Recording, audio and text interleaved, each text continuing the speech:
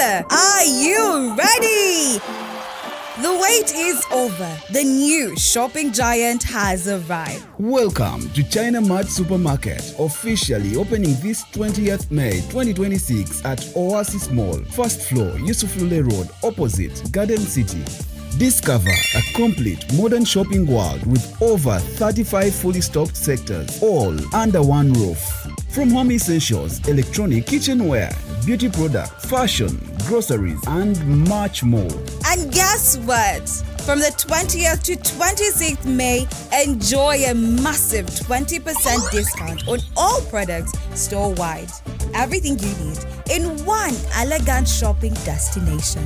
Enjoy pocket-friendly prices, premium customer care, a modern shopping experience, and ample parking space for your convenience. Why move from shop to shop when the world of shopping is now in one place? China Mart Supermarket.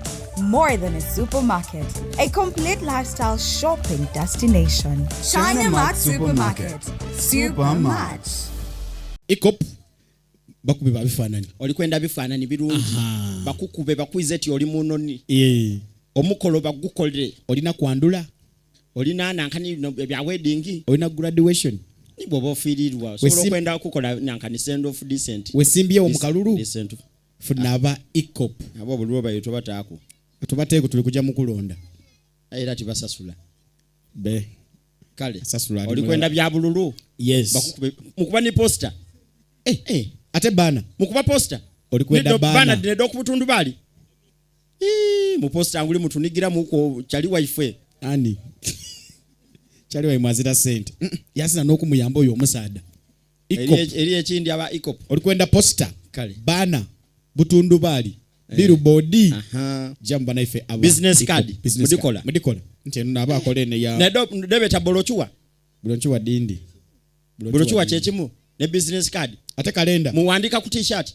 Follow us on Instagram at Ecop Photography or call +256 702 935 078. Don't forget, they do it smart. Book with us today. And branding at Print Creations. From custom gift sets to unique promotional items, creative signages and general printing, we've got everything you need to elevate your brand. Visit us at Chum Towers, Suite 70 on Kuruma Road, Lighthouse, Suites D14, D15 and F13. We offer a wide range of stationery supplies, awards and a vintage collection that stands out. Call us today at 0934 893 333 or WhatsApp 0702 683 317. Follow us on Facebook, Instagram and X at Print Creations. Print Creations, where quality, excellence and uniqueness meet.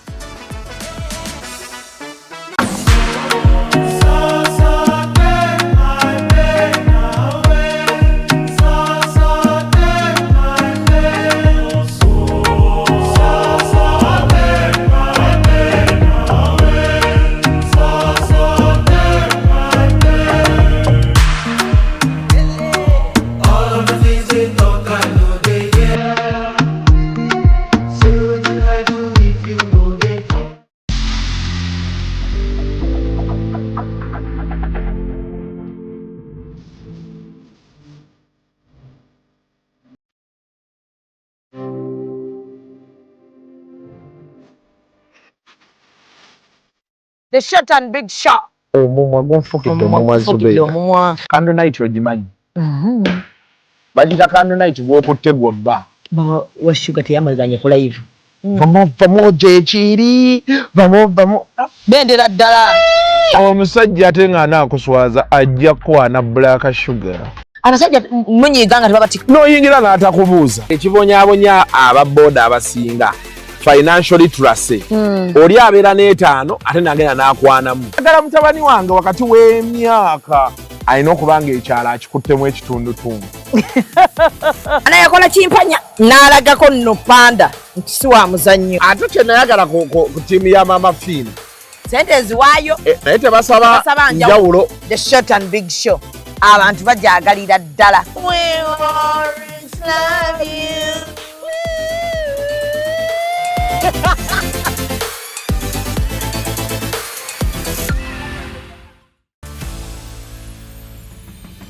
Beyond the Hijab. Polygamy mumukwasaganya mutya? Polygamy atabuka abantu ne bayomba. Emiswa gitwerega. Al-khabithatu lil-khabithina wat-tayyibatu lit-tayyibina. Omukazi omubi wa musajja mubi. N'omulungi wa mulungi. N'ekikuuma obufumbo. Sebyo bye batubuulirira basenga. Nti genda mu kisenge mbuno fumba mbuno mbwa?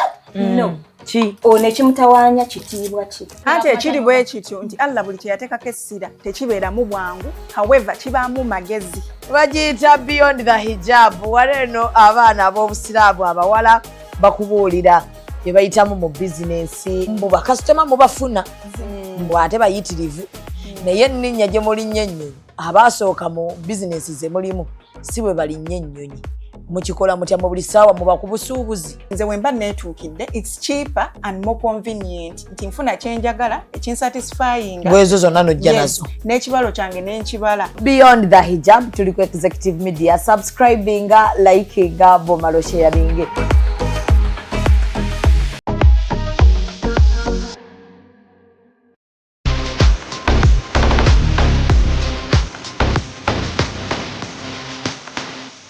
Full body workouts ku mandi gye tubaamu.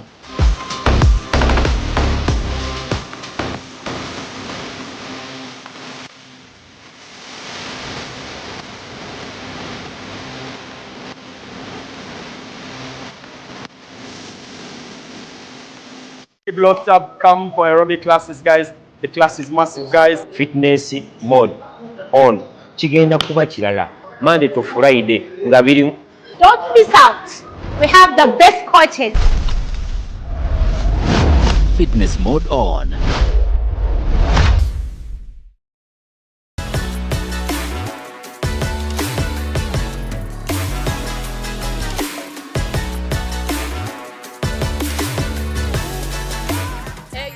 Diggy diggy diggy da da da diggy da. Ona baku dance floor come take it. Diggy diggy diggy da da da diggy da. Biggie biggie biggie boy come pepeta. It's a girl Karakasita, Mama Sita at King Mama and Duanoko Executive Media on the Real Time Show with the Val Mini. Don't touch the dial. Maximum to the world. Mchalo omulazeeko. Kubanga nze issue yange nali maze okwezuula. Tikye mukoledde kyeki kyo masavu gomanya okusula n'omuntu ekiro kiramba. Ng'onoli mu service. Nga ndi mu service mukozeeko bwe mutuusa bwenzire eno naye nga nze ye simanyi buzibu bwakola ki bw'alina. Kati obudde bukya ku makya nga obumanyi munywamu kacaayi awo twali mu hoteri gye twakwasaganyiza obulamu. Kati nga omanyi hoteri zigaba ekyenkya breakfast. Kati awo tutudde tuli ku mmeeza yaffe emboozi etandise bane ekiro kyatambudde kitya. Nze kyabadde masavu nti ye nti naye wampulidde n'aseka. Lwaki? Ne mubuuza lwaki. Naganze byonna obikoze naye saakutegedde saakuwulidde. Ne mubuuza ate lwaki kumanya ago gonna ge nataddemu. Naganze nedda obedde oli ku sayidi nkyamu oli ku sayidi eyasannyalala. Nawulira obusungu mwannyina. Ne mugamba lwaki tewaŋŋambye. Sayidi yasannyalala. Alina party yali sayidi emu nga olaba n'abantu abaliko obulemu. Kati ng'eno sayidi tekyakola ki? Tewulira. Kati nze kwe nasinga ate okwesigama. Gwamanya obuzi. Wawulira otya? Wamenyekedde bwereere. Gwamanya kye bayita ekiro kiramba. Kati lwaki tewamugaddeyo ofuna ete asannyalala? Nga sikyalina kyenziza jjukira luumu tumaze tugenda ku checkinga out obudde bukoze eki buweddeyo sente zammwe ziweddeyo ate era nanzijukiza omulala byali baaka to baaka ate yoli yalugwamu bugwi era naye yali mukyala kati yate ekyalumusuulamu mwenge bino bye tukola ebivulu era twagenda twali ne Vincent Segawa ne Orionizi omanye dda twagendanga mu byalo nga gye okola ebivulu naye nga mu byalo eyo mutandika tuwa twazitanga tuwa si tuwa zino ez'okulambula naye mba mugenda mu bivulu ebanga tuwa nti mugenda mu byalo ku byalo tugeze twatandikiranga wano e Nateete bwe muva Nateete olwo ne mukwata Masaka Road ne mugenda tugambe Kyengera bwe muva Kyengera ne mugenda Ensangi ne mugenda Emaya ne mugenda Empigi ku Bikondo kati tulumba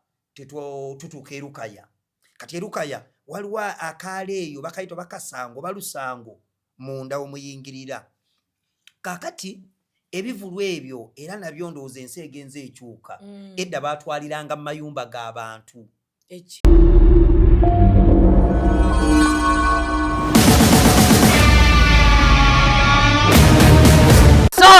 subira buli omu ali bulungi kamera nkola akulindemu omuntu bw'aba akola mulinde badde ogamba ki wamma kale real time with Mimi ndi wano n'omukulu Senga Sebbanga akawookeeko waliwo akawoowo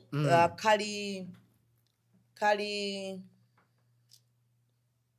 Dubai abakakola nabasanga nenjogera nabo mu exhibition e Turkey akawoowo kaabako kalungi okasize na nsawo yange kapisi ka mitwalo 38 kasinga kano anti kati nze nyina konna nyina kubayita ate owa oiro bwe bapimako kati ate nemba na zino brand oyina ka oud kati ne bali balina oud balina n'akokwekuba naye bakayita bakayita naha era ngenda kuwa brand yaabo ogenda jing tosaba kubanga okamanyi bapya nze gambye neyo gwe gijjemu ogisomeko gijjemu njagala ogijjemu abantu bamanye yeekuba ki luli naleeta sajuwegi abantu banyiga abagyekuba abakuba origino oli yakampereza mukwano gwange nkutumiddeko nnyo faati yanyiga nnyo bambi lwaki ayonona fyumu y'omwami wange gye yeekwate nga ffe tugigulamu origino naki nange ngulamu origino era kyekigifula ekyenjawulo alina okubanga layisi Sebbanga ngateka eno bulandiki ejja fuluma eno siba obwobe bamala bagawandiikako ebigambo kizibu bagenda gikebeera ku Google bagenda gigogolinga dabinika oil kompimako bupimi buno buba bulungi naye olina akano kameka ako kati wano oyinza okagula emitwalo nga 25 kano kokka kubanga eri enamba eri mu kamu 8 kwentoola kamu 8 so kati wagigula oba oyina buno byebakupimira ne batabula kizibu kati mumbejja nze ekyenjawulo ekyange neetuukira pozigo weetuukira neetuukira kati ekyokubiri nina bendeetera era nkutumiddeko mumbejja Beauty World omumanyi omukyalo oyo simumanyi naye mufaanagana embeera naye mukambwemu yambeeramuko akaseera neegoba nzekka mumbejja nkutumiddeko mumbejja Beauty World abantu bebalubakiwoowo sorry jajjasa ekigundi nayo kyennyini kikaluba gwe giteeke wano eyo bagiyita abantu bagitegedde ate ogiziza bwera linnya liryawo nti brand y'amaanyi ku brand zebeekuba kyova ziŋŋaanyi gisomera abantu gisome saagala tuswale nze naawe ate eno vaseelo eriwayo waliwo ginnewayo gye naleese gisome naawe tuba tetulanze era nawe tebayagala kumanya Sebbanga omutuufu yaani epiwani disiko ulyanga bikwatagana ng'ogenda gwe sooka oliddeko ekiwoowo kyo kati ate eyo naye radiyo nkalabye bagiyitaani vases so kati awo we tulinenga kirungi nnyo bannaaye nze nawulirako abantu ba mirundi 3 ekyandeetera okuwunya obulungi ng'ate bakazi ate ne boogera ne ku bakyali bange bemmanyi oba omujali Bad Black oyo nga Bad Black ayogera ku musajja we yandibadde ayagala kuba waliwo abantu abali sensitive kati Bad Black yakozesa abasajja n'atuka ekiseera n'abateekamu categories so kati we nawulira ng'ayogera ekintu ekyo kyankwatako nnyo nali nkikozesa naye nga sikitwala nga nsonga Bad Black yagamba ayagala omusajja nga muwanvu alina akanyama bakitegeera ayagala omusajja abeera smart kati nga bwondaba ate ng'awunya bulungi. Kati ekyokuwunya obulungi kye nali ntandise okunafuwanafuwamu ne ŋŋamba waawo. Kani wabaawo n'omukyalo omulala era waku TV Socialite. Naye nakyo oba kali Socialite. Ngambye eki Socialite. Socialite. Kabi yayogera. Nayogera ku bantu era n'aba mentioninga oyo omu n'agamba waliwo omulenzi w'aba B2C. Kale ba B2C bonna balabika bulungi. Waliwo oyo baagala ennyo oba yaani oyo. Wa mama wange Nabatanzi. Okakasa. Ati nawe babadde ate yavaayo kiklarifying ekyo. So bamuyitaani oyo omulenzi w'aba B2C oba Mr. Lee. Ye Mr. Lee. Eyafiirwa maama we wa Kiso nagendera omuzikirako mu COVID. Era tusaba ne wa Pastor Bugembe. Kwanza amanya gaabwe gambuzaabuza. Nze nange mmanyi kimu nti be ba B2C. Nange era mbayita ba Mr. Kampala Boys. Baana ba bulenzi balungi balabika. Kati n'ayogera ku abo abalenzi, n'ayogera ku Kenzo naye yeekuba ekiwoowo aludde nakyo. N'ayogera ku David Lutalo. So kati awo ne mmanya nti kyekyo akigasse. So nfaayo nnyo ku bintu by'ekiwoowo n'endabika. Olaba mwannyina kankusese ba artist bonna buli mu categories ez'enjawulo oba oli muyimbi oba mmwe gwalakuba okola bingi naawe mbuzaabuza nga nkwanjula. Ayi no ngenda yimba. Munange osobola. Sebbanga ngenda yimba ate nga nkuba live band. Laba omugenzi Katolu Bwama teyayimba ezo ennyimba z'abantu music bano tebamuplayinga nga bw'alina kubeera. Naye yayimba oluyimba lwa Dimitria. Alina oluyimba lwe yayogerako lwe yayimba abantu ekisolo kye bayita omuntu. Tokyesiganga. Ezo message abantu bazeetaaga. Ne waba muganda wo togwirana. Kati abantu abakufaanana kati ng'Amooti. Amooti ennyimba ze zayimba kati nze nnyimba nesinga Amooti. Yayimba ow'olubina olwo oluyimba olwo Amooti yatuula mu ngoma. Nali ne Guy gwe bayita yali ndowooza ntera okunyumyamu ne papa gundi oyo Geoffrey Lutaaya. N'asiima. N'agamba Amooti muyimbi nti entula gy'atuula mu ngoma ezo Amooti muyimbi. N'ayimba ow'olubina ennyimba za Amooti zonna hit. Olabira nti Amooti muyimbi. N'ez'abaana nga bamupangisa ku baana. Paasa yasinga kati okukuba amasomero. Agwa mu kategori eyo ne tukuwa Rain. Rain oba yemanyi nti muyimbi wa kabi. Muyimbi w'amaanyi. Kati bw'ovaayo n'ogamba ni abo bonna singa bajja mu bantu n'agamba tugenda kuyimba tebandi bakkiriza. Kati ontadde. Nkutadde. Bane bwe mulaba nfulumiza oluyimba mumanyisa ebbanga ye promoter ye producer ye manager. Bwe kiri era ne mu studio ojja kumpita kankuwonza omuyimbi gwe ntera okuba naye. Era ne nfuluma oluyimba nga mulimu n'ebigambo byange. Tekijja muyisa bubi. Pastor Bugembe. Butubeera mu studio yeewandiikira byonna abyekolera. Naye nga omanyi omuntu oba omuwerekedde ku bayimbi. Kati bwe owerekera ku muyimbi mu studio era tutuulanga Swaba uli bwatudde wali. Swaba koze erinnya ani? Rashad. Weno mutabani wa Ajati. Mutabani wa Ajati. Musomesa wange. Ajati Amida assalamu alaikum nkutumiddeko nnyo. Kale Ajati Amida nali muto nga nsomesa naye olaba akyali abasomesa bambi tebakula. Ate no takula bw'omulaba kati gwate. Akyali munene Ajati. Nkutidde. Anyirira. Ne kakala ke teyeemyusa. Yalina baby face. Yoyo n'abaana be. Alina muwala we alina baby face. Namwagala nnyo Sara. Yafumbirwa nno bomba ali mu Barracks. Nkutidde. Tuyinayo abanene. Abanene tuyinamu n'omusawo. Era ne muwala we. Bamuyita akolera waye. Ku Saidina ddwaliro ddene. Saidina ddwaliro ddene. Ate balina lino ery'ematugga nalyo ddungi. Yabona balina obulungi. Tuyinawo n'omulala. Ayinamu yinginiya. Ayinamu n'abaana abasaaza. Yeseekaani oyo. Kati ayinamu n'ono gwe watutte. N'ono gwe natutte. Oyo kati yanvuga. Akola byonna yanvuga yankuuma. Naye emmotoka olowooza ddyo gikyusa. Si mu bubi naye ka video kano ke wakoledde Spice nkutumiddeko my friend. Love you. Spice ka video ke wamukoledde ng'okwata wa boda. Wa boda ayagala ennyo Spice Diana. Yamutimba buli wamu. Olabyemu emmotoka yo? Nalabyemu emmotoka yo. Ye emmotoka byo gy'ovuga? Bagiyita lubaluseewa.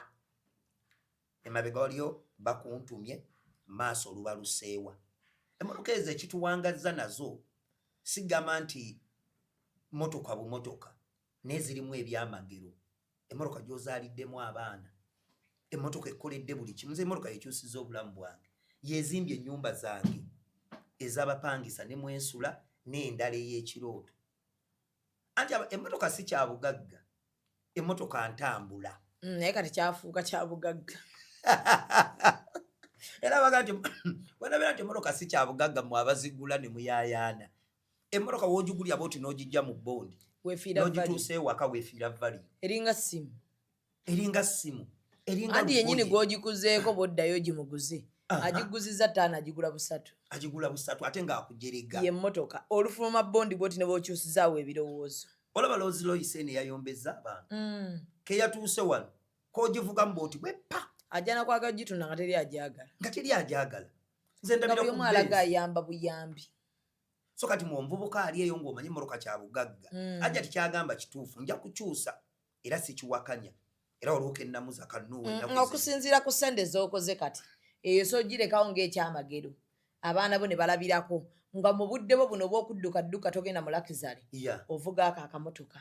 Ne ku ssente z'okozesa ebbanga. Kati nga barayini babaddeyo ne show. Eyo emmotoka ekutwala mu show. Emmotoka ekuleeta wano. Egenda mu mikolo. Naye kati ne tukaleka nga kawuluuka migugu. Kubadde emmotoka y'ebbeeyi teyinza kugenda ng'edistributinga migugu. Genda ate menya omutto ate kola ki ate kati kanaate. Nkalekewo kalubaluseewa. Lubaluseewa mulekeewo naye tusaba oguleyo emmotoka. Sebbanga okoze ssente. Naate ogamba ku yange naye ey'amooti. Emmotoka y'amooti juzi nasanga emmese zaaliddemu. Ekyo kitono. Ati ekola naye akajegere. Okakasa. Ng'emmese zizaaliddemu. Teyina indicators. Nasanga mu pusento. Akawaya kakwata bwe kata. Amooti alina likodi. Weefiira wagireka. Tekuba like tekola ki teweta. Emmotoka y'amooti. Pawa yafa. Mwina gikwata abantu aba. Waaba aweta. Mwina n'omuti muzizika. Kati emmotoka gye bayita eyabako n'ab'emikwano. Tolina bakyawa. Anti kaseera waga munkwateko. Munyegekaawo mweko.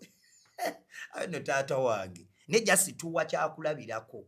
Oba tubawa abantu. Amaze ebbanga ki n'amooti omubalanguzi? Bandi batugenda kati balo okuvanga 28. Gy'emyaka emeka. 28 awo 29 10. Amalula yeyo anti kati omwaka gunneerabidde ogumutuufu n'ekyensuubira yalinga mu 27. David Falo bayimbira Kapaapaala. Kapaapaala naluno oluyimba lwa Dr. Yudamani. Mazongoto. Wano oluyimba lwe bayita olwakatikitiki. Nzijukira yiiti ezo. Twera ensonga ze zaatukoleranga. Nti nze okujoyininga amooti saajoyiningira aba mu theatre oba muki ku stage.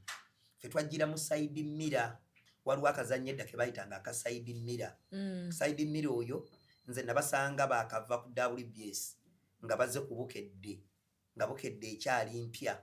Bali beba mu content eyasookako okunneekyusa Bukedde. Era nalumwa nnyo nga side mirror avudde ku Bukedde. Kubanga yabeerangayo Lwakutaano. Nga weekanza jeti. Weeyiridde amazzi. Nedda. Engatto. Mwalabye giraasi. Kwe nedda omusajja tomufiiriza. Bwe obugatto obuliko. Naye manyi munfunireyo gundi. Andooza neme kuba bize kanneekubirira erutalo. Ajje wano asooka ampa akantu. Yeeyo noona bano abaana. Empale keeko ne wansera tumukwatamu. Si bye ebyo zina empale n'ezina engatta ezimasaamasa bya lutalo.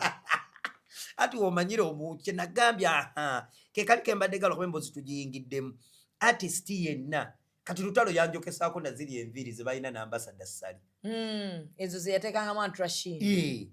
Anti balina gali amayenga gakola bwega tezajja buzi nze lutalo mumanyi nnyo era n'ekyabadde tenyinti nkimanyi. Yalina gali amayengo ategedde ge bakola bwe bati. Kati wezimala okukula ye yagamba ambasada Sali yamubuzaabuza kati n'alyoka akola aga amayengo. Bw'akola amayengo nange ne ngakola. Kiki? Muyimbi. Ng'olaba ge galiko. N'ennyambala tolero yayambala bw'ati. Akagato mbadde saakalabye. Keeko masavu. Maanyi. Ke Dubai. Kali musene nga mmeka. Kyayambala ebintu bye nnaasana. Oba ono ku mukwano we twagulanga. Sikyabikola jati. omwana yavudde nansana n'akwata nansana mu ngalo waati Nnyo. n'amugaayagaaya MC Meya okakasi naŋŋamba tanaba ekitundu kirimu bikunga nansana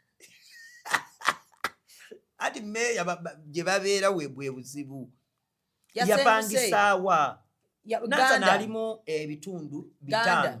5 nansana atuba district namba tulina nansana okuva ku jenina kankubalire nansana mwanyina tulina nansana okuva ku jenina n'otuka ku kibulooka eyo constituency ndala tulina nansana okuva eno sinaba tekuyingira mu ndagenda eri mu Nakkuule luddawa eyo Ganda ye gye yabadde oyo nansana naye mulala kati oyo nansana okuva ku jenina kwe kuli kyaki ya pastor Bugembe nja kutegeera obulungi kati keno wansi amoti gye yasulanga eyo nakokota jangu mu kibwa wali wansi gye bayita mu kibwa olyoka osomoka ogweri ennabweru kasaawe kakati jangu mu kibwa awo wonna komawo eno ku kanisa waggulu ku Holy Farm kati ate neritokkirira era ku kyaki yono omusajja va mu busibe simi bamuyitaani oyo naye abasinga bagitegedde kati sigala ng'okokota jangu wano wonna ng'owali ennyumba za Sebatta ku green card ku kyuma kyakasooli abali bamanyi hoteli gye bayitanga select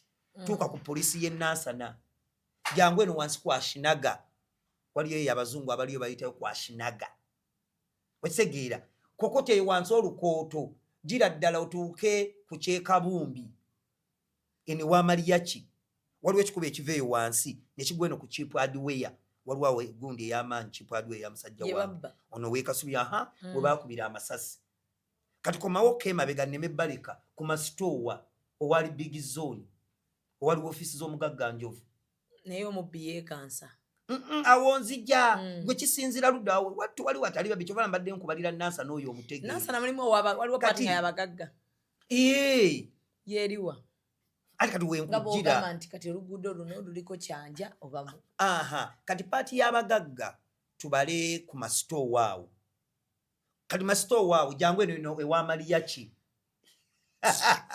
ku Kyekabumbi watsawo na Mariachi nkutumiddeko mutolero ku Salaamu Mariachi oli otya ne mukyala w'omusoga afumbye mwanyinaze Lidia kusaamu ekitiibwa yajjanga asaaga mama Madu walinga asaaga ne mama Madu ofumbye waliwo omuyaga olugwa kukwatamu awo negamba mwanyinaze tuula ate bane njagala nnyo omuntu ampuliriza nojja nombulira ekizibu kyo nenkimulungula negamba ekyokukola n'okikola era mwanyinaze ngenda kukuleeterayo Gomesi okuva e Dubai njikuwadde oba omushanana ziwandeeteddeyo ki sharia yajati yiyo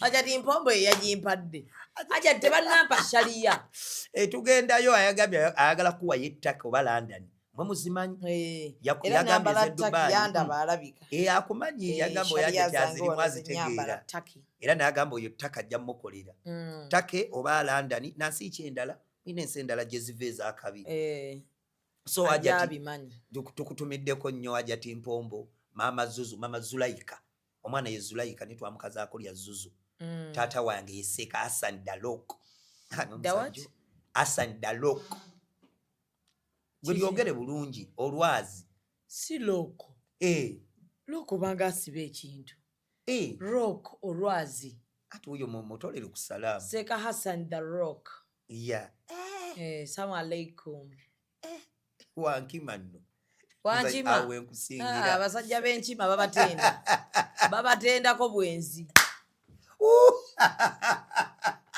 amune obwenzi aboolugave bebenzi nze mbamanyi kyovala nabigwa basegawa abo bamwenge lwakwayeseeka musiraamu seeka salaamu alaikum bamwenge batya ife ab'enkima mwenge era bw'osanga ow'enkima atanywa taba wankima John Segawa yebeebo bakawukiyenze wazanyirako wa John Segawa baba mulwenkanya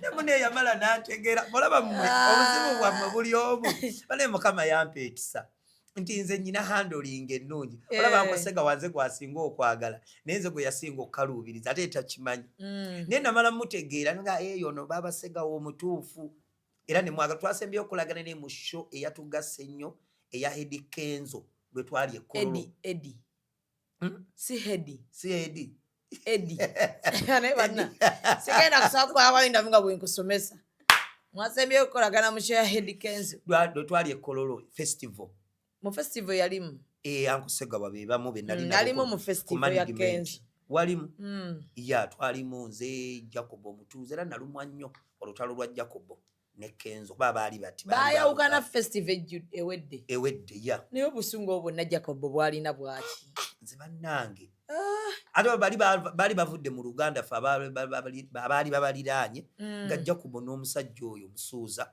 nga bafuusidde ba Luganda kati n'obusungu bwonna bwaki nze simanyi ensi gyetulaza butamuteeka ku mutto ndowooza so Uncle Sega ne tukola sheeyo neggwa bulungi nendooza ng'olugezigezi oluli awo nga sheegenda mu maaso ne munaye nze ng'atandekeramu naye nga balaba ensalo alekeramu yampanga naddala ng'alina sho kiringa ne kwefuna mwewunyiza twakoze show ya Pastor Bugembe zino ezibadde ku Serene ezisembyeyo ez'ebbiri ze twakola ezaaliddawo back to back ntwaziraba zaali bbiri n'endala yakusatu ne baabo omusajja yalaga amaanyi Pastor Bugembe naye kwefu yali mu production ne munnaaye oba nkuze bukuzi oba abantu banjagala teyampadde buzibu naye nga ne kwefu oyo si mwangu waba alina kyakutto kimuggyako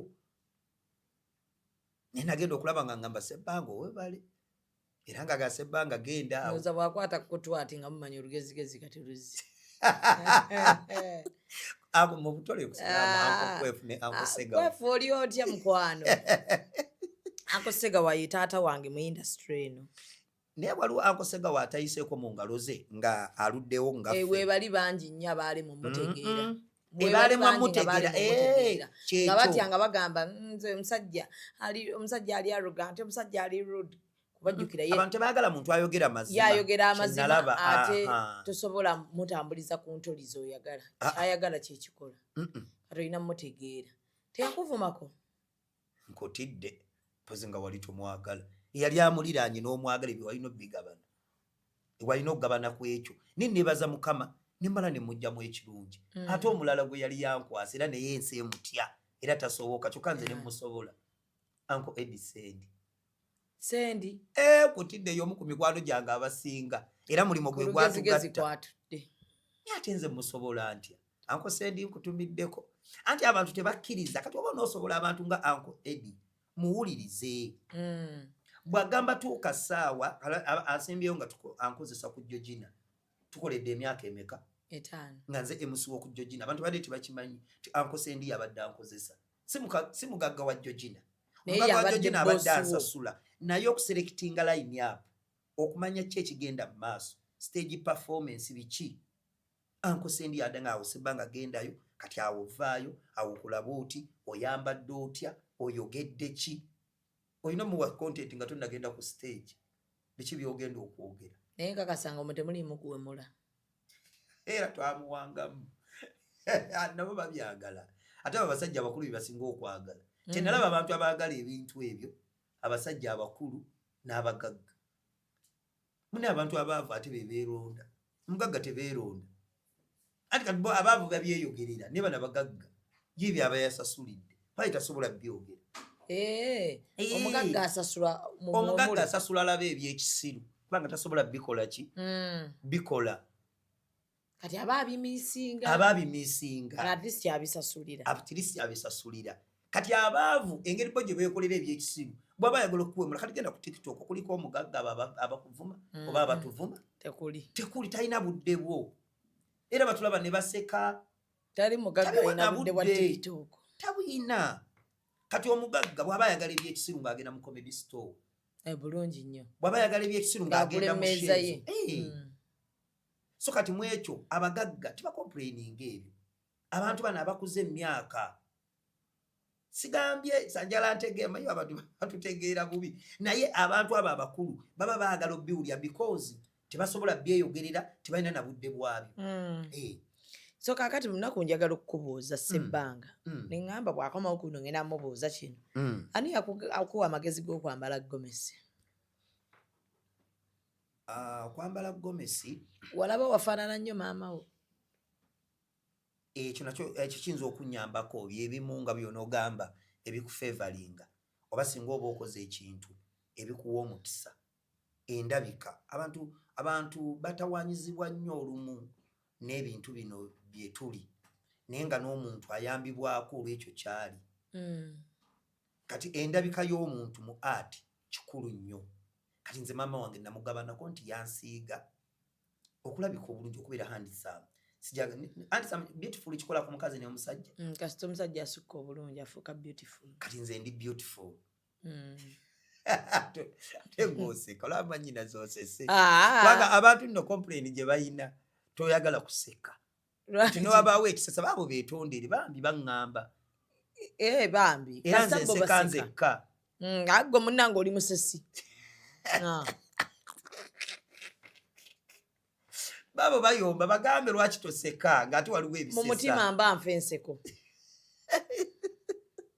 so kati ndi beautiful ekyo kinyambye nnyo ekyokubiri gomesi maama wange era yali agisiba ffe Masaka tuyina enkola enkuza y'omwana abazadde simanyi eno oba bwekiri gw'ono ŋŋamba nze Masaka gye nakulira ng'omwana omuwala n'omulenzi babakuza kyekimu mu nkola y'emirimu ne mu kumutegeka mwawukana wano bannyinaffe endowooza awo mba mukulidde emyaka awo ba 14 15 ngozi z'omukono emabega ekyo kimanyiye awo ntegedde sijja kugendayo nnyo kati awo mwe ne babateeka mu kiyungu ne babatuuza babatwalanga na mu lusuku gwe bakutwalayo saabeerako mu kyalo teza tewakyalira nsiko saabeerako mu kyalo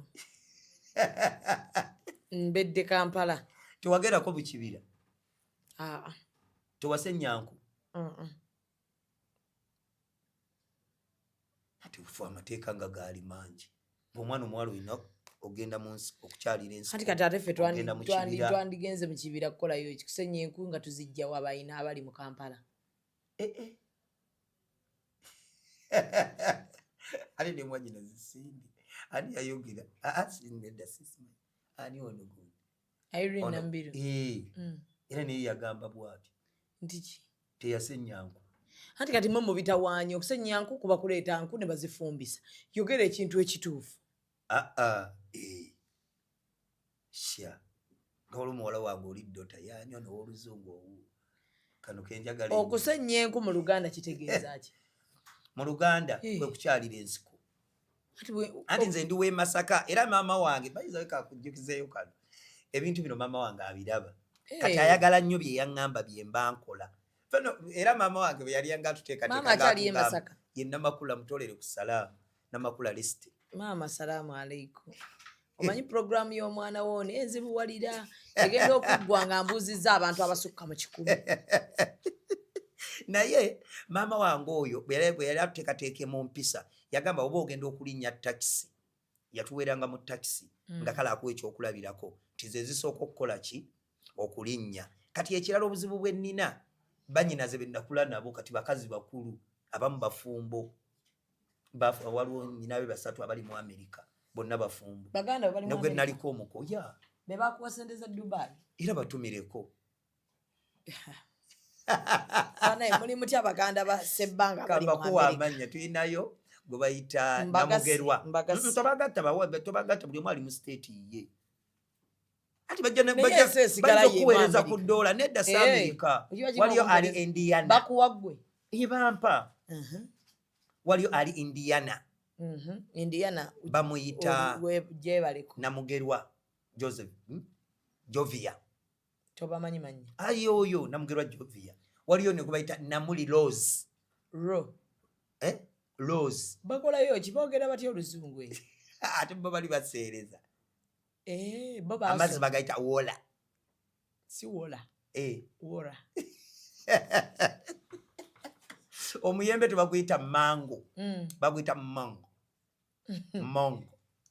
olumerika ddolaba mwanyinaze mululeke ekirungi tebatuyambye mwanyinaze nkisanyukira era banyinaze mbeebaza abaana baffe abali mu Amerika be bazaala abazzukulu baffe olulimi Oluganda era bigenda okujja bambi bibebi byaffe nga byogera buli munnayuganda ali mu Amerika mwebala omulimu ogwo gwe muli mugezaako okukola okulaba nti muyigiriza abaana bawano olulimi Oluganda kuba kati singa bajja nga tebamanyi Luganda nze kabaka wedde onyumya otya nabo ne jjajja waabwe mu kyalo lwaki Hassan Delok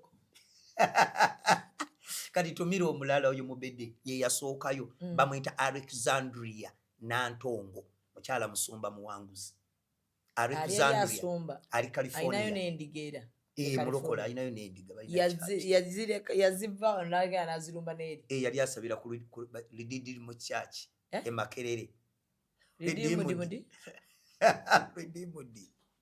bagita Lidimudi church Makerere eri side wano kwa e Makerere wano nga katwali ekizimbe kya Ham naye opposite mu bitaala bya Jackson bakubira ebya gospel seri eyo wansi naye no waggulu ogera tuka ku main gate ye Makerere n'ekino ekikuba ekikirira ogwe wano kwanga kan ne erinya babo gwali ogedde obubi bagitani ogame bagitani gwe Lidimudi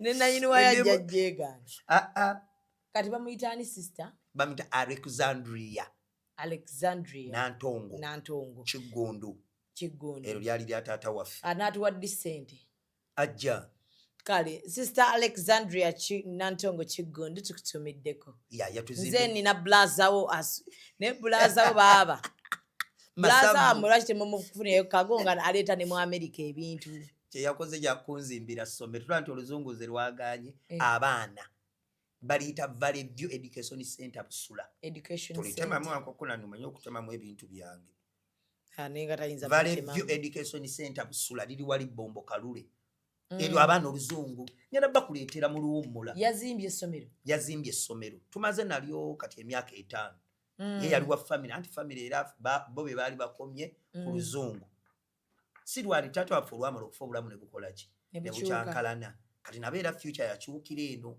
Kampala manyi Kampala wedde yali wa bbeeyi nekyo ekintu bandi kinyumiza abantu kiringa neno gye tuli e Dubai yakwonooneka omuntu ogenda e Bulaaya kyakwonooneka naye fedda okuva e Masaka okujja e Kampala nga kyamagero okubeera n'omuntu waali e Kampala ffe family yaffe yabeerangamu ab'e Kampala era nga bwe bajja okukyala ekyalo kyonna kikuŋŋaana batunyumiza emboozi y'e Kampala mu 90s sinawala abasista badde bakyala okuva mu 9 mu gumu mu 97 biweddemu wano mu 2000 ekyalo nga fetu emoroka zezijjako ewaffe e Kampala ez'abasista baffe era nga bagamba abagenyi bazze wa Kamanda ng'olwo tujja kulya tujja kunywa era ekinsesa ng'olwo n'olujja tulwera emiryango n'emmanju abagenyi bajje nga batuleetera sapatu eza bata wajambalako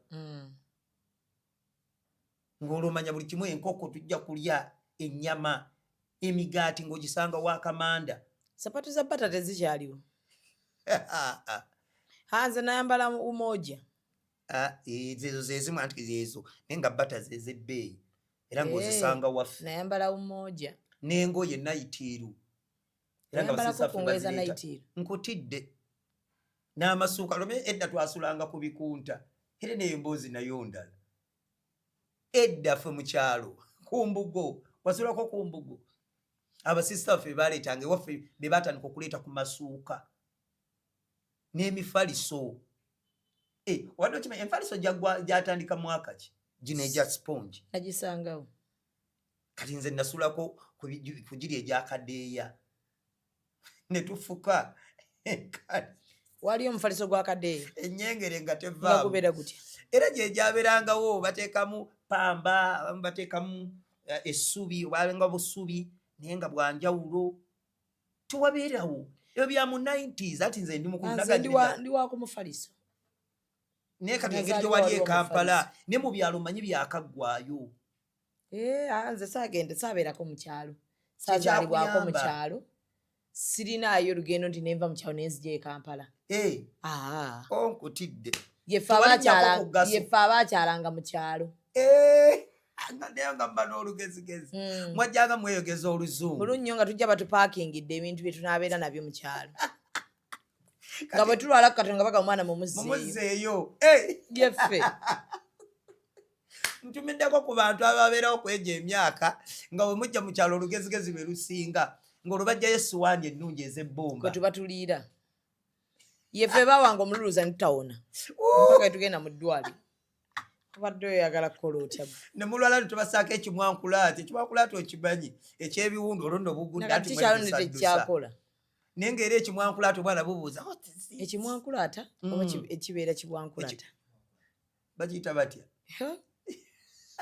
ekimwankulaata obanga agamba nti ekigema mumwa olwo nga mutuulako mu ntebe z'akamanda ez'ebbeeyi twalina eddiira eriri separate nga yefe be baleeta ne bayiiyayiiya twebaka awagonda niraffe ebyalo byalingayo mufaliso nga n'okubalira betwalire ide baddaayi n'emmere musooke muwaaba e Kampala kati eyo esizoni ey'abo basisita bange be bajjanga mu kyalo ewaffe era ne mu Amerika be baasooka baluddeyo omu amaze emyaka kati 25 era mu famire yaffe ewaffe ne ku kyalo Abamerika ffe twasooka okulaba ku Bamerika najja kati era bwe yavanga mu Amerika nga tujja taxes ekyo nakyo neewuunya nti tebakyanona muntu ava bweru weereeta wekka ate ofuna na taxi ekuleeta naye gomanyi n'abantu b'e Bulaaya edda nga seba omuntu okulinnya ennyonyi nga kyamagero nnyo kyamakulu eyo famire bayanjawulo taxi ne costa 2 mukatonda ekyalo kiramba kyonna nga tugenda kunona sister waffe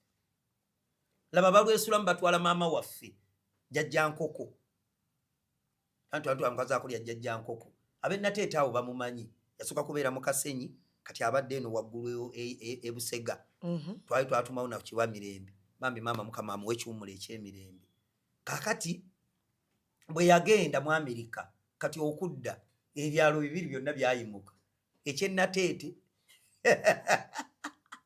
leyini amanyiiwo gwe ngene wa mwana mugimu nene Busega ebikosta gye bikyukira ku kyaki ye Busega ekyalo ne kigenda ekyennateete kuba maama yali yeeyisa bulungi n'ekyalo kyewaffe ekya Nassanja ebyalo bisatu eri ewaffe nga bano n'omuntu ogwo ate mukadde yavudde mu Amerika yamalayo emyaka egi bamugjayo naakaaba embeera zeeri tazisobolaga muddeyo nsanga embuzi zange nsanga enkoko anti be babeeranga abaana be erimu anti bamuleka mu Amerika yatunyumiza kuba nze sigendangayo nga bamuleka ewaka ne bagenda ne bagendayo n'asigala n'obwana obuto talina gwanyumya naye nange bantwala nagaana Buganda n'ogaana Amerika n'okkiriza Dubai nkutidde bakimanyi basisa baabo babuuzi nabagamba kati bibino ebiri nani abikontrolinga kati balina bye bakola eno nange nyina byenkola kati nga ndaba nti wengenda eri teguggwa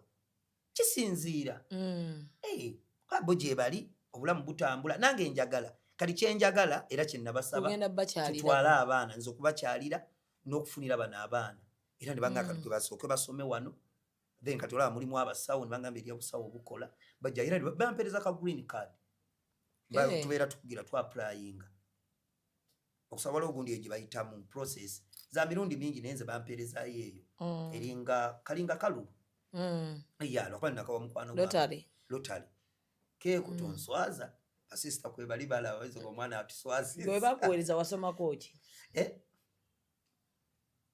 nyina gwe nakawa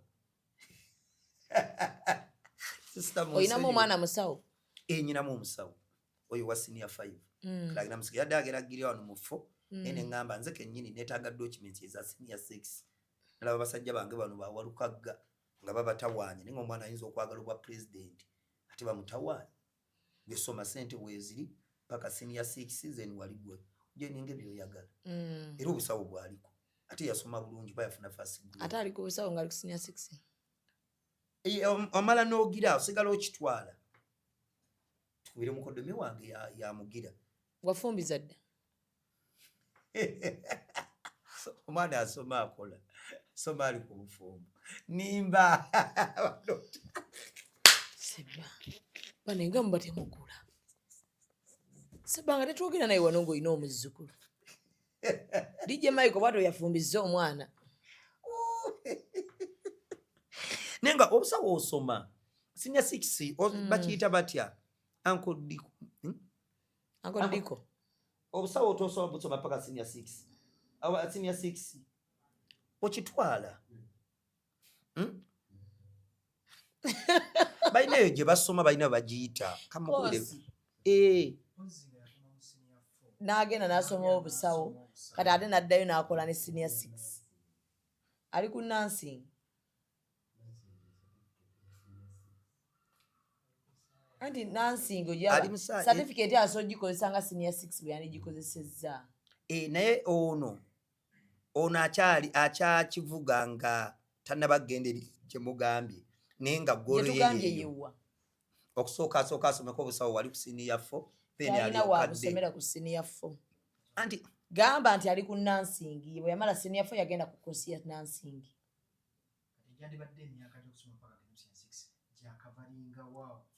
ono yagenze gundi ye yeeyo ne ono yagenze anti yakatuula senior 4 naye kati nze neŋŋamba agende nakyo nti emisomo egyo bagita batya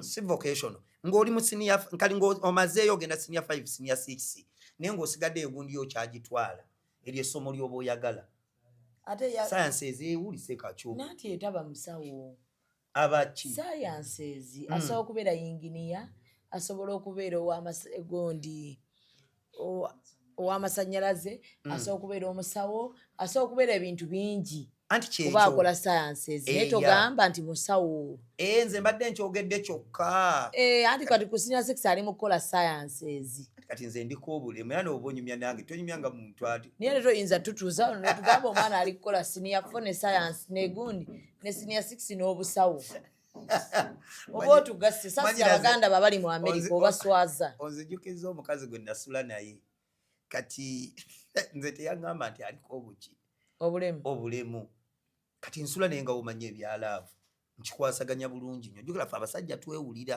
oba olina kyokoze omanya wano ebbanga ly'omala mu kisaawe kati nawangaala nnyo mu kisaawe ate ne musanyusa nnyo nga omanyi kyuka kola ki kati munnange obudde bukya munnange nga omanyi tunyumyanyumyamu kati mukunyumya mugamba songa kati omukyalo omulazeeko kubanga nze issu yange nali maze okwezuula nti kyemukoledde kyeki masavu gwomanyi okusula n'omuntu ekiro kiramba ng'oli mu service nga ndi mu service mukozeeko bwe mutuusawo enzira eno naye nga nze ye simanyi buzibu bwakola ki bw'alina kati obudde bukya ku makya nga omanyi munywamu kacaayi awo twali mu hoteri gye twakwasaganyiza obulamu kati nga omanyi hoteri zigaba ekyenkya breakfast kati awo tutudde tuli ku mmeeza yaffe emboozi etandise bane ekiro kyatambudde kitya nze kyabadde masavu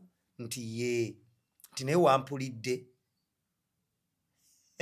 n'aseka nemubuuza lwaki naganze byonna obikoze naye saakutegedde saakuwulidde nemubuuza ate lwaki kumanya ago gonna ge nataddemu naganze nedda obedde oli ku sayidi nkyamu oli ku sayidi eyasannyalala nawulira obusungu mwanyina nemugamba lwaki tewaŋŋambye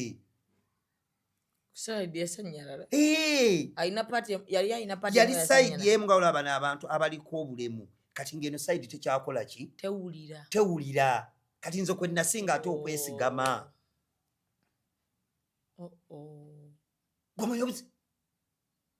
wawulira otya oba wamenyekedde bwereere gwe kibayita ekiro kiramba kati lwaki tewamugaddeyo ofuna etyasanyalala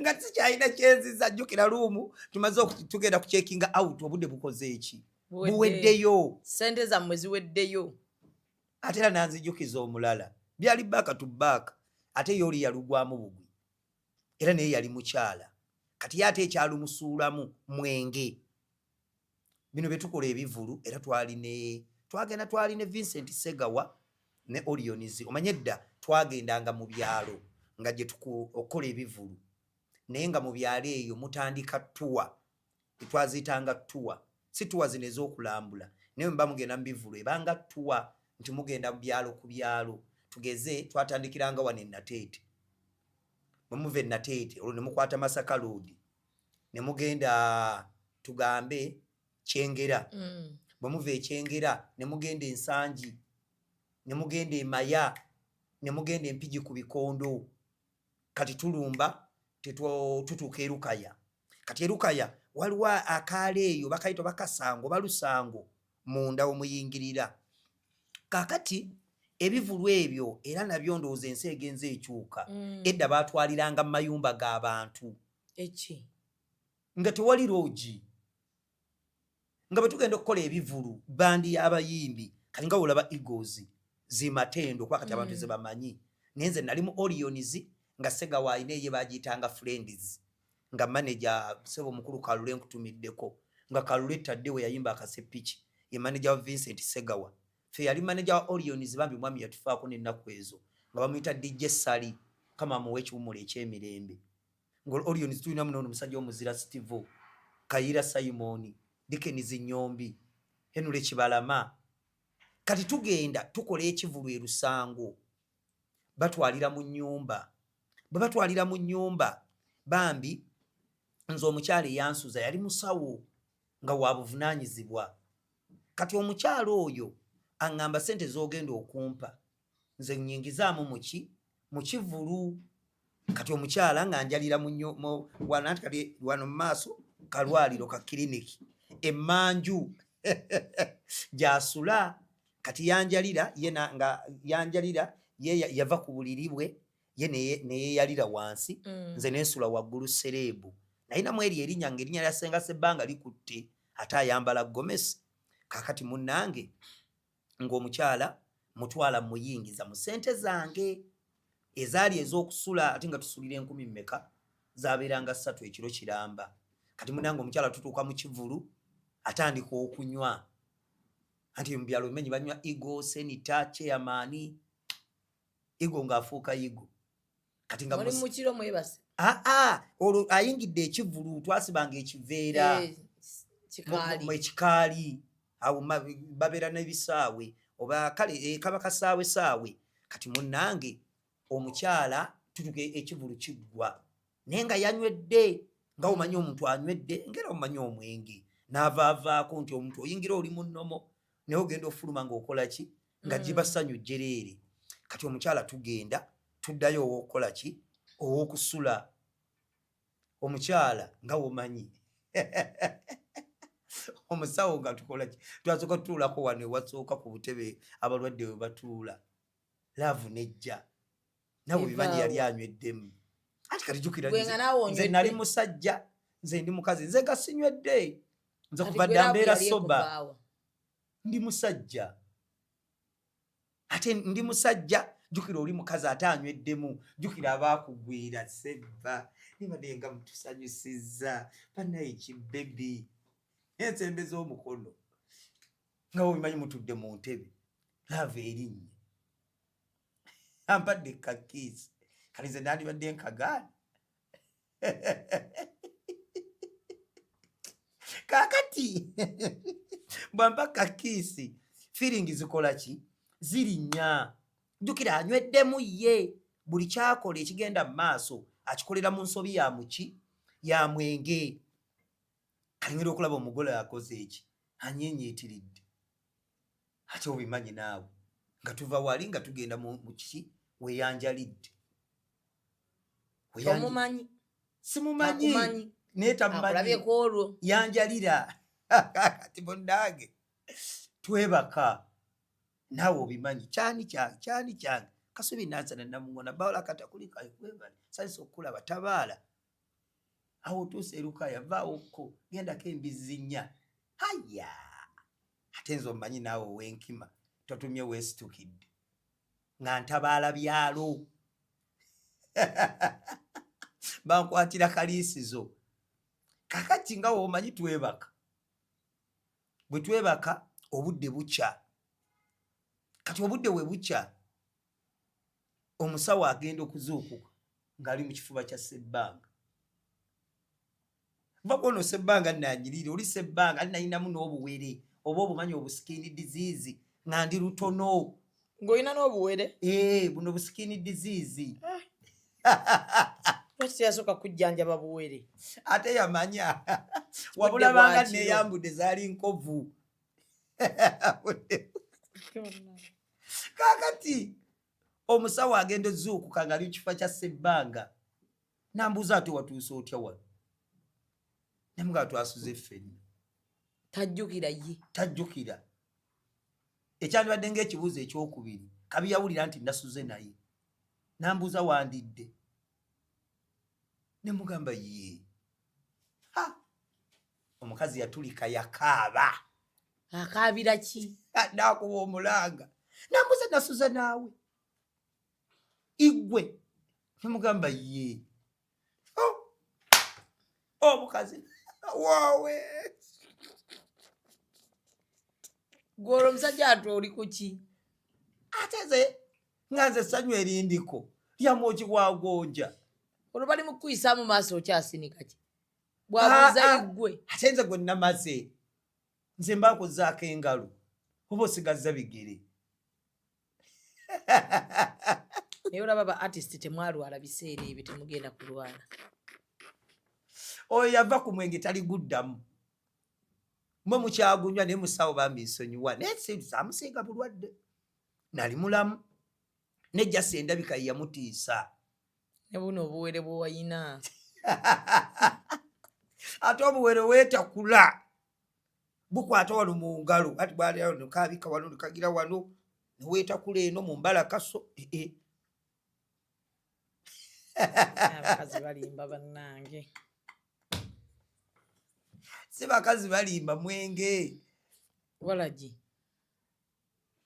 abantu baji nnyo bagudde ku byokya lwa mwenge so mbeera wano ne Ssebbanga programu eno eteekebwamu ssente aba Nile Agro Industries Limited balina butto omulungi owa Nile balina eŋŋano balina omuzigo omulungi gwesobola okubeera ng'okozesa so beera nga ate buli woogenda mu supermarket olondayo oyo butto owa Nile Agro Hijab Nation ya mugwa 8 abafuna emidaala mweyongerera eddala njagala okwebaza abakafuna emidaala tuyina expo eri halaali so gwe buli ali nga alina bizinesi nga weetaaga okubeera nga abantu bagimanya beera ng'ogula omudaala gwo mu budde so ndibeera wano ne Ssenga Ssebbanga omusuubuzi omukukunavu akukongerako atwala ebintu okubijja wano n'okuleeta okuva e Dubai omuli emmere ndooza n'ebirala bingi agenda kuba bitugamba emmere baatugambye visa y'e Dubai kati nkambwe visa y'e Dubai era nze nebaza bwebaza mukama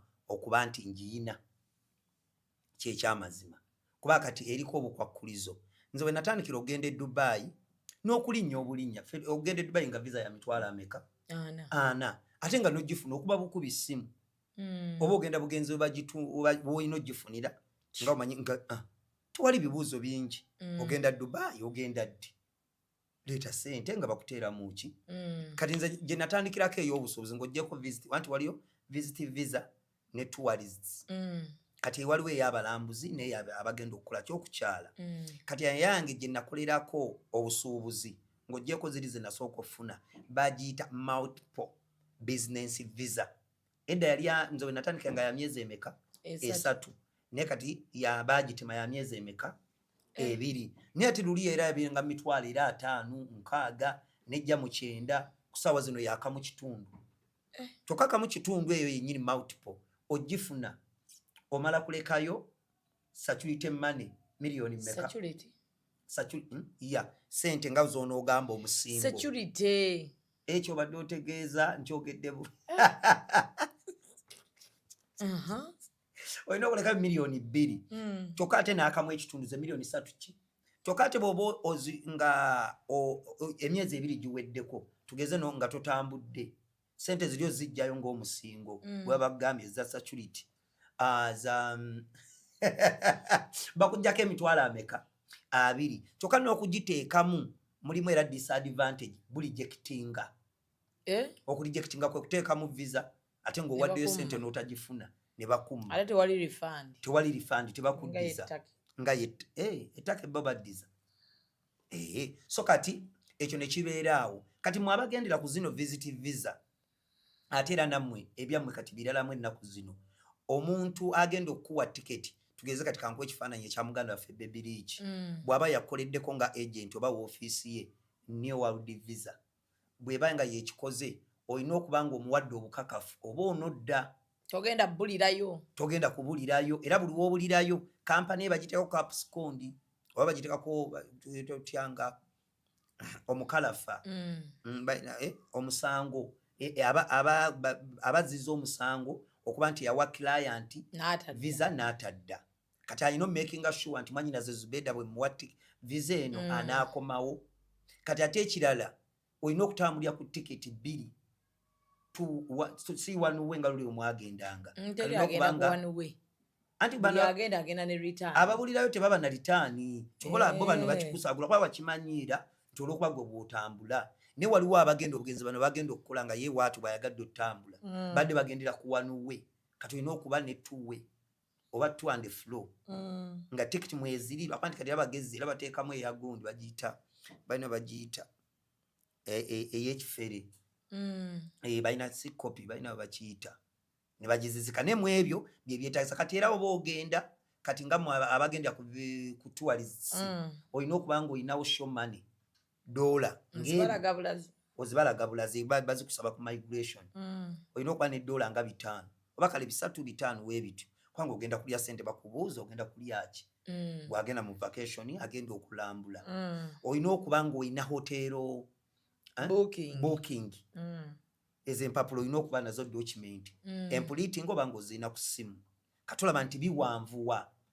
fe abafuna eno eyaffe kati nga nze gye nnina ez'amakampani kati nga Seba Smart Air Cargo eyange gye nkozesa kati eya kampani tukozesa ng'ez'abaana abakola eri baziyita employment visa luli kyali kyanguwa ng'era mu kuteeramu tebakusaba bintu bingi twagendanga enaggulu ng'ofunayo yegundi bagiyita Interpol naye ng'ebeeramu stampu mmeka 2 zokka ebeeramu ey'enaggulu nga bakusikaninze ebigalo bikimaaso n'akafaananyi then nga kubeerako neya Minister of Foreign Affairs nga kikoze eki nga kiwedde naye kati ku ssaawa zino ate yabeeranga naye alayisi 20 emeka Interpol 25 oba kale mu 3 naye kati ku ssaawa zino eya Interpol yonna ng'ejjudde okufuna gundi eyo employment visa oba freelancer visa olina okuba nga Interpol ejjudde erimu stamp ziringa 4 olina okuba nga olina $60,000 otandikira naggulu ne bakusikaninga ne bakola ki byonna bw'ovaayo n'ogenda ku Minister of Foreign Affairs ezo na sente bw'omala olina ofunamu sitiika yayo AE ne stamp ebyo nabyo ezosasulira na mu $, giba $40,000 ngana sa era bwetso giri 4 singa kati gye $60,000 gye bakwagaza so kati awo sebbanga waali nti kati nze ebyo nabifuna naye kati gwatana bafuna visa nga osubira mbwe Dubai wakyali wangu tebikyali byangu ekirala bayoola Dubai bakuba kayumba ezo ebizimbe mwe tusula ze tuyita ezimu zi bed space ne partition abantu abasinga boogera Dubai tuli mu levels kani ze sula mu bed space mbadde ngenda kwewunya nti okolerera ani Seba nze nsula mu hotel olumu nina partition eyo gyagambye kati mu ekyo ennaku zino tulina okusoomoozebwa twajjirwa Abanigeria kati Abanigeria ne beegatta ne Bannayuganda tufaanagana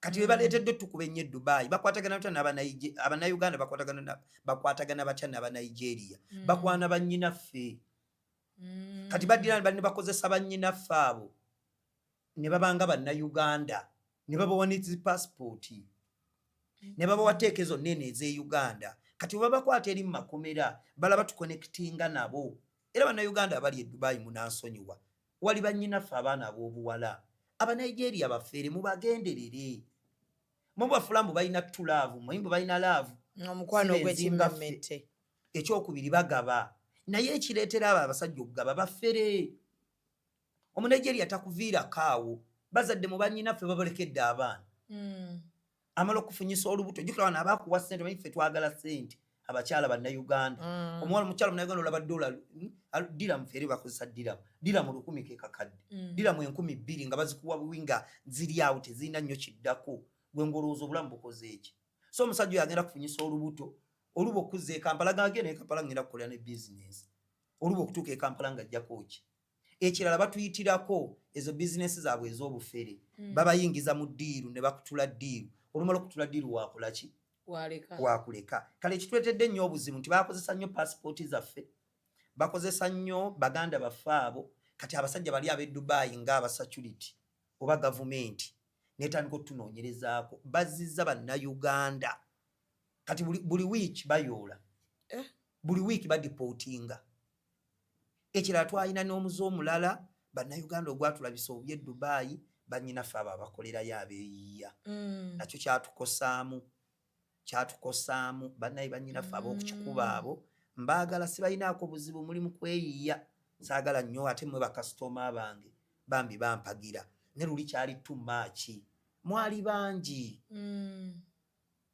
mwanyina waliwo nawe ekintu kyolaba noyita wano ku street bantu tuli ntinda naye ng'olaba bannyinaffe bokka nga kyenkana kati Dubai abantu boogera Luganda ku street kati nakyo kyatulabisa poliisi bwe yajjanga obbayoola nga bannayuganda mulimu bangi kino kyo kyatukosezza mwanyina zombuuzizza ti ekintu kino okikola otya ekyokutambula ku nnyonyi kalinze ku nnyonyi nduli mbadde nkozesa Uganda Airlines naye ennaku zino ebadde inamu okusoomozebwa era mbadde nsevingira nnyo mu kiro era Uganda Airlines bambi mwebale bakomewo bagenda kukomawo mu business bafunye manager aba CEO aba manager bafunye atwala omulala mu Ethiopia director mu Ethiopia luli wadde mu Nigeria ne kati mu Ethiopia ng'ogyeko maama waffe oli gwe bakunkumula omukono mu kibya yani si kyamujjukira linnya bamutulaki mami batuwadde omulala kati batuwadde mu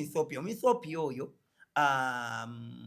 mugali mu nkuubo agenda kutereeza nti kati yaleeseyo n'ennyonyi gyogenda okutandikirako n'endala ziri mu process so ekintu kijja kyukamu ekya Uganda Airlines kyemmanyi mu maaso awo naye nga yo kampani ebadde ekyakola nekibadde Dubai wokka era ndani etambula South Africa batambula eno gundi Juba zitambula zino ezigenda e Rwanda tegeze Dubai yokka yayimirira Dubai yokka luutu ebadde yayimirira era bali mu kukola process enagamba oba ennyonyi zaalina zino ezibaddewo ezaffe zibombadia baali bazigula South Africa kati nga bamakanika tebafunika naye yagenda tu eya Ethiopia nga kyanguwa yennyini yali mu kintu ate ne bamakanika babe so bijja kubanga bitera byonna embeera ebaddewo bagenda gisaanyawo kati mbadde gamba ndi ku Emirates emirimu era najjo janguwa sigali ne Uganda Airlines byali bitambula ne kati nawana ate waliwo ka speed kati olaba nze natuuse kiro kati kwe kujja wano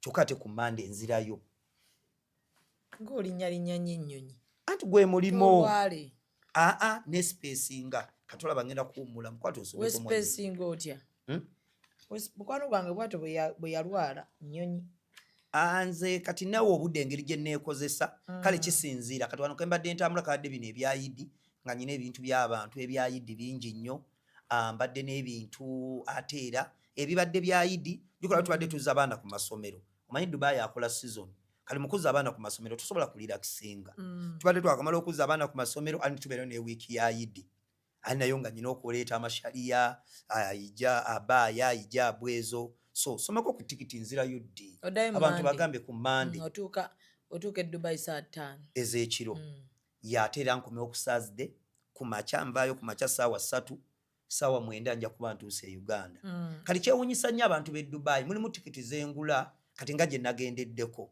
nasimbula wano ku Tuesday era nentuka ku Tuesday saawa 5 ez'ekiro bwe ntuka ku Tuesday ku Lwokusatu lwennyini olwabaddeyo olwayidi ebintu byaliyo jjukira nze business ebeerayo nyina bannyinaffe bambi abampagira era nja bakutumira kaawo mwebale bambi kumpagira so kati ebintu byabaddeyo eby'obusuubuzi ne bannyinaffe abo bakola mu mayumba bakola mu makampani mwe mubayita bakadaama so bambi bandeetera ebintu ebiva Abu Dhabi ebiva Saudia Ligasa twaya so kati nasanze byawedde nti nagenda ku Tuesday ku Lwokusatu ekiro nenfulumayo ku Lwokuna nabadde wano so kati oyinza okundaba e Dubai ate noddamu okundaba wano nga kibadde kyewuunyisa nnyo abantu era kankitereeze nti nze olw'okuba ennyonyi yaffe ebeerako ne flights ez'enjawulo gwe gy'oyagala gy'okozesa n'obwangu bw'oyagala bw'okolaki bw'okozesa tikati kuwe ngenda ku Monday tekiŋŋana kukomawo Lwakusatu lwabandi kati Olwokuna ngenda kulwayo naye tekigaana genda nekola lwennyini era nenkomawo kabi osanga ebintu weebi era ng'okyekingirawo ini ng'otuula mu nnyonyi ng'okomawo so kyangu nnyo tekikyali kizibu okutambulira mu budde era nsaba bannayuganda munneesige abantu memmaali abantu banga bava ebintu ebiva e Uganda ebintu twabyongerako omutindo mwannyina amatooke tugooza lumonde tumwoza birabye ebintu ebiba bitukula enseenene nze zentwala sinze nze nsiikira nennyina baganda bange atunda enseenene nanguzeeyo genda kugwa nga siziridde ninga ali e Bulaaya kati ngenda kuwaata omulenzi akumpeereyo bamuyita Yugi Extra oyo yapaakinga enseenene zange zentwala e Dubai aziteekako bulungi omutindo azipaakinga mu gundi ez'enjawulo kankulaga wano emikebe mu buli size waliwo kati ogw'emitwalo 10 agumpeereza kwananga akatuguse ebbanga gwoba otwala okitegeera so nazongerako omutindo tutwala n'emukene ebinyeebwa